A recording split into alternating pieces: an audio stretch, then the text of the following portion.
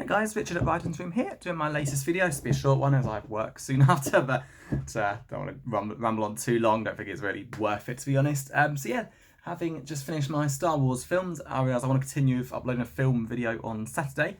And I figure we recorded them a while ago through Sky Cinema, so it feels like a good time. This will be for the Harry Potter series. So while I'm holding the book, this is just the Harry Potter films. The only reason I got the book is because I was trying to have the actual product in front of me and I don't have the Harry Potter films anymore, and watching them as the download is cool and everything, but need something here. So yeah, wife's latest Pop Funko fits quite nicely with this. Let's get the right angle. There we go. So yeah, this is for book one, Harry Potter and the Philosopher's Stone, or Sorcerer's Stone. But yeah, again, just a movie review. This is just like the picture of it. So yeah, big Harry Potter fan, seen all the films. There will be spoilers for them. Not going to mention Fantastic Beasts or any of the spin-offs like Cursed Child, so this is just the 8 movies. So yeah, there will be spoilers for later book films, because I'm going to mention how certain things tie into them. Should not know? Nah, forget it. This is just the first one. I could do like a big summary at the end of the film at 8 or something as well. So yeah, also there'll be, as there are 8 films, there will be 8 separate reviews. I'm not going to merge 7 part 1 and 2 together. Well, I suppose that's a spoiler, but I'm sure everyone knows there are 8 movies from 7 books now. So yeah, on to it then. So I started watching these recently. Haven't watched them for years actually. The late 2000s would be the first time. I was just reading the book, then watching the film straight after, and then I'm sure I saw this last film in the cinema at the time, which was pretty cool. Yeah, that's it. So yeah, on to this end. So always liked Harry Potter, probably like older than target audience. I mean, first Harry Potter film came out in 2001. Don't remember the date, but I imagine not long before Lord of the Rings. It must have been like a late in the year 2001 release.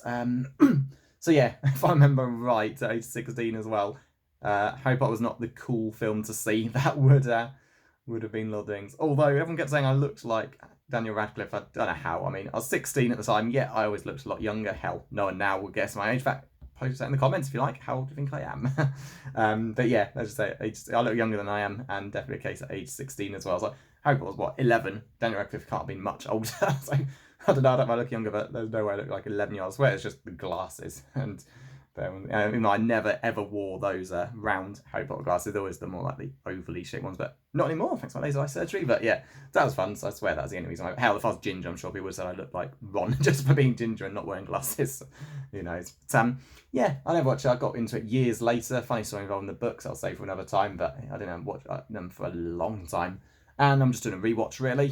Once we exhaust our recent films list, I thought we'd add some more. Just browse Sky Cinema because we pay for access to the films, and all 8 were on there. So yeah, why not? And it's fun to watch them. Ordered some other films, they hadn't actually arrived, so we just watched Harry Potter 1 and 2 last weekend. So yeah, Harry Potter 2 will be up next Saturday, and then following on, unless we're not watching them for some reason. Yeah, this will be my Saturday review. So Harry Potter. So yeah, on to the first one. So I'm not going to bother comparisons to the book or anything. To be honest, I'm going to be rereading these like after a while. Like reading down Sham books. So books, events I've probably forgotten about won't really be fresh. It will be fresh in my head then, but nah, this is just for the films. So yeah, yeah, really good. Good story. So obviously Harry Potter's boy survived trying to be murdered by the villain at the beginning. And then 10 years later, he's living with his abusive aunt, uncle, and cousin, and basically has the most horrible life imaginable, living under the stairs. His cousin pushes him around. The parents despise him for his magical powers, even though they keep insisting there's no such thing as magic. And yeah, of course, Harry's powers come out when he's angry, so you think the Dursleys would have some sense and realise they've got to do something, but no, they think it'll just go away, which of course it won't. Yeah, they think Dudley's the greatest ever, when again, he's really not. But yeah, Harry effectively gets rescued and introduced to the wizarding world, which is, parents were like famous wizards, they were murdered, and he's been orphaned. He's got this scar on his head there because that's what happened when the villain tried killing him. The villain who must not be named because everyone's scared of his name. I guess it's the memories or something. Did that to him. So yeah, obviously Harry Potter's famous. 10 years later, he's gets to find out who he is, fulfill his destiny. He ends up in Hogwarts, and learns magic. And of course, there's like terrible things going. And yeah, it's not so bad in this book, this film, but yeah, you'll wonder later how the hell Hogwarts has stayed open. There's all these terrible things that happen. So yeah, you got like Hogwarts. Harry has his friends, Ron and Hermione, and then the others in the group. Like all the students are split into effectively different forms. All the years sort of combined together. So they do different level classes, but it's like 4 separate forms per school in a way. And yeah, so he's learning spells like Wingardium Leviosa.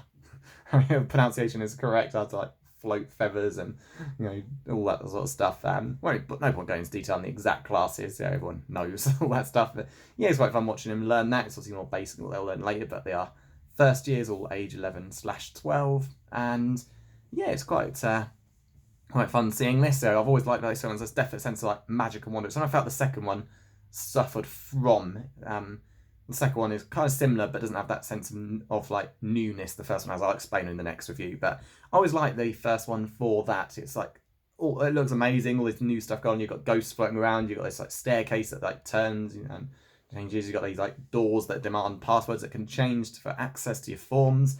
You got your various spells you're learning, and you got like the good and the bad. You got the 4 separate classes. Forms. One is like brave, which is Gryffindor. One is intelligence, which is Ravenclaw. One is like hardworking, which is Hufflepuff. And one is like, they'd say the word would be cunning, but it's clearly the evil class, Slytherin, where the bad guys are. Yeah, so everyone's split there. They all have to compete for points by like doing good in classes, not getting like caught out of this class. You've got like your magical animals, which like Hagrid, a guy who's like who introduces Harry to that world, shows him about. And it's just a really good fun movie. Yeah, there's some dark stuff in there as well. I mean, the fact that a villain was trying to murder a like child who was what, 1 year old, maybe not even 1 year old, in his bed is obviously terrible. So yeah, there's some dark stuff beneath the surface and at the surface. A lot of like good, you know, happy moments in this film. It's like there's a good sense of wonder effectively, and then there's a lot of like dangerous stuff going on as well. Like you got this like phantom creature devouring a unicorn, drinking its blood, which is pretty damn creepy. You got the villain who was working to basically bring the villain back, and ended up burning to death when Harry he tries to murder Harry because he's got this magical protection from his mum's sacrifice. It's all kind of like grim. It's like you forget that Harry Potter isn't like really. It's a children's book and film series, sure, but there's some pretty dark stuff in there. And yeah, I'm sure everyone knows it only gets worse after here, but yeah, it's absolutely worth it. There's obviously a lot of good lesson, you know, good and evil, doing, you know, the right path, you know, not dwelling on the past, because Harry sees a mirror which can show him what he deeply wishes, which is his parents. With him, Ron likewise sees it with him as like the head of his family, because he's really sad that he's kind of not the youngest, but he's like feels like he's the least favourite. At times, you get the feeling it's like that. You know, Ron wants to stand out and, you know, be like accepted for, you know, who he is, and that's what he sees. Harry, he sees what he wants, which is his family. Yeah, it's really good. It's a good film, you know. And what I liked about this series is none of the actors are recast. Yeah, they did a bloody good job, you know, with hiring the kids, because so many shows, kind of like Game of Thrones. You know, no doubt they did a great job with casting. You don't know at such a young age how good or bad anyone's gonna be, and yeah, they did a great job. You know, a lot of actors don't do much. Like, you know, Draco Malfoy, villain, his friends are just there looking like psychos. But even that though, those guys do a fine job with. So yeah, they can't argue. And of course, all the older actors, it's like a best of like British actors. You know, even minor actors who play minor roles like John Cleese, Rick Mayall sadly got cut. And you know, all these other big ones. Yeah, the list goes on. Obviously, Alan Rickman probably the standout. So yeah, that's pretty much it. Great film, and I'm gonna definitely be doing more of these over the time. It's just seemed like the right series to do reviews of, and then I've also got Naked Gun and Critters and a couple of DVD rewatches, so maybe I'll put Bean and Watch It Down, probably do reviews of them as well. Maybe not Critters, I just don't know how much appealing that's going to be, but maybe we'll see. Maybe I'll see the whole lot in one go or something, who knows.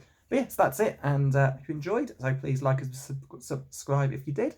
And next up will be Chamber of Secrets. Yeah, this will be uploaded Saturday this week, and that actually is the week I'm recording the video, and then Chamber of Secrets will be the week after. At the minute, it's just Harry Potter film, Star Wars book, following that pattern for a few weeks. But yeah, that's it. So I'll see you next time.